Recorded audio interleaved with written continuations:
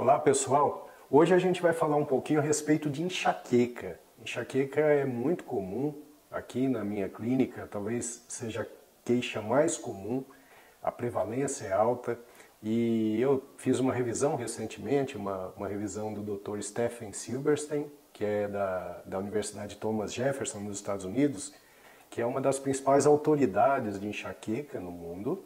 É claro que aqui foi discutido algo bem profundo, mas eu acho que tem muitos detalhes que todos deveriam saber, não só os médicos, mesmo porque a prevalência da enxaqueca é muito alta. Então eu vou falar um pouquinho para vocês a respeito dessa dor de cabeça, que é uma queixa bastante frequente e que tira a qualidade de vida de muitas pessoas. A enxaqueca é a principal causa de dor de cabeça. Ela é caracterizada por uma dor recorrente, ou seja, o indivíduo tem a dor, passa a crise, depois ele vai ter a dor novamente, depois novamente, então é uma dor recorrente. As características da enxaqueca são de uma dor latejante, geralmente é uma dor pulsátil, muitas vezes ela pega só um hemicrânio, só um lado do cérebro. Essa dor, em geral, ela dura de 4 a 72 horas, e ela é acompanhada de alguns fenômenos, como náuseas, vômitos, intolerância ao barulho, intolerância às luzes fortes. Então, a pessoa acaba procurando um lugar escuro, silencioso, para que a dor vá abrandando. É mais comum nas mulheres, a prevalência varia aí, né, de estudo para estudo, mas geralmente em torno de 18 a 20% das mulheres têm enxaqueca, e mais ou menos 6% dos homens.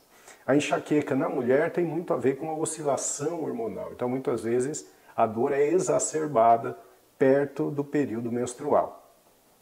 Bom, geralmente surge ali no início da puberdade, mas existe enxaqueca em qualquer idade. É bem menos frequente a partir dos 50 anos, mas pode ter também. Pessoas mais idosas podem ter enxaqueca, mas é menos frequente. E aí a gente vai falando sobre os detalhes. Primeiro, as causas da enxaqueca. As causas são bastante complexas e estudadas nos meios científicos. Hoje a gente sabe que existe uma alteração no sistema trigêmeo vascular, na parte nervosa e vascular do cérebro. A gente já sabe sobre várias substâncias que estão envolvidas na gênese da dor de cabeça. Isso tem melhorado muito o tratamento. Tanto o tratamento abortivo, que é para tirar da crise, quanto o tratamento preventivo. Hoje a gente fala muito do CGRP, que é o peptídeo relacionado ao gene da calcitonina, que está envolvido na dor enxaquecosa, e existem medicamentos mais modernos capazes de atuar nessa molécula. Mas também a gente sabe que existem alterações do sistema serotoninérgico, substância P, enfim. É justamente sobre isso que o Dr. Silberstein discute nesse artigo que ele escreve. E, então, a causa ela é muito complexa. Tem um aspecto genético significativo, lembrando que a enxaqueca pode ser com aura e sem aura. Com aura é aquela com uma alteração que precede a dor, que pode ser uma alteração visual, como escotoma e cintilantes, que são luzinhas piscando, mas existem outros tipos de auras, como por exemplo formigamento, alteração de fala e outros sinais focais que precedem o início da dor. E existem sim fatores desencadeantes. Então, aqui nos estudos a gente vê que o enxaquecoso ele pode ter a sua crise desencadeada por alguns fatores. Então, um muito importante que eu vejo aqui no dia a dia é a desidratação, é a falta de água. É muito importante que a gente ingira sempre bastante água. Fazer as contas ali, 30 a 40 ml por quilo de peso por dia. Isso é muito importante para a saúde cerebral e para quem tem enxaqueca, isso é mais importante ainda, porque pode inclusive prevenir crises de dor. Falta de sono, então a privação de sono pode desencadear a crise.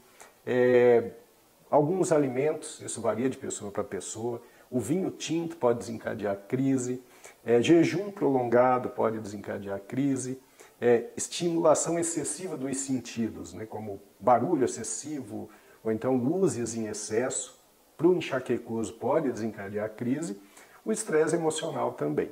Então, são muitos os fatores que podem desencadear as crises, mas muitas vezes essas crises vêm sem nenhum desses fatores desencadeantes. A relação da enxaqueca com a cafeína é bastante interessante também. A gente sabe que o excesso de cafeína pode ter relação com dor de cabeça da enxaqueca, mas quem toma a cafeína regularmente e para abruptamente pode ter uma piora das dores de cabeça, de enxaqueca. E também, para as mulheres, é muito importante lembrar que por essa associação hormonal, com dor de cabeça, queda de hormônio, oscilação de hormônio, tem que lembrar que os anticoncepcionais orais, com muita frequência, pioram a dor de cabeça. Mas também é preciso lembrar que, principalmente, as mulheres que têm enxaqueca com aura, o ideal é não utilizar anticoncepcional oral, porque isso aumenta muito o risco de acidente vascular cerebral, de AVC. Uma associação extremamente perigosa é alguém que tem enxaqueca, usa anticoncepcional oral e fuma. Quando a gente junta esses 3 fatores numa mesma mulher, o risco de acidente vascular cerebral fica muito grande. Então, esse é um detalhe bastante interessante para todos se lembrarem. O diagnóstico é feito pelo exame físico, a história. Às vezes, a gente, como neurologista, precisa de algum exame complementar para afastar outras possibilidades, mas, de maneira geral, só a história e o exame físico já é suficiente para que a gente faça o diagnóstico na maior parte dos casos.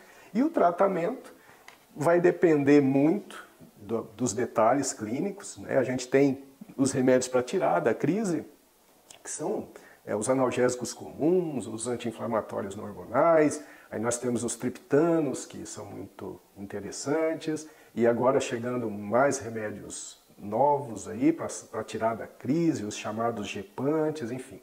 Existem múltiplas medicações para a gente tirar da crise, geralmente tem que se associar a um antiemético, mas isso fica a cargo do seu neurologista determinar. E o tratamento profilático, que é aquele tratamento de longo prazo, em que a pessoa vai utilizar um medicamento diariamente, por meses, às vezes mais de um ano, e esse remédio, que tem um perfil de segurança bom, ele vai fazer com que as crises demorem para aparecer e vão aparecer cada vez mais fracas. A gente utiliza muitas vezes para isso remédios como anticonvulsivantes, antidepressivos, hipotensores. São remédios que a gente utiliza para tratar profilaticamente, preventivamente a enxaqueca, que são off-label. Então, muitas vezes eu passo aqui um remédio para o paciente que tem uma enxaqueca, ele olha e fala, ô doutor, esse remédio é para depressão. Aí eu preciso explicar que não, ele não está utilizando para depressão, ele está utilizando como um bom preventivo de enxaqueca. Ou não, doutor, esse remédio é um anticonvulsivante, esse remédio se usa para pressão. Tudo bem, aí cabe ao médico explicar que esses remédios têm uma ação importante para a redução da frequência e da intensidade da enxaqueca. Espero que vocês tenham entendido melhor essa doença que é tão complexa, que afeta uma quantidade muito grande de pessoas e que atrapalha muito a qualidade de vida. Não só de quem sofre a dor, mas dos familiares.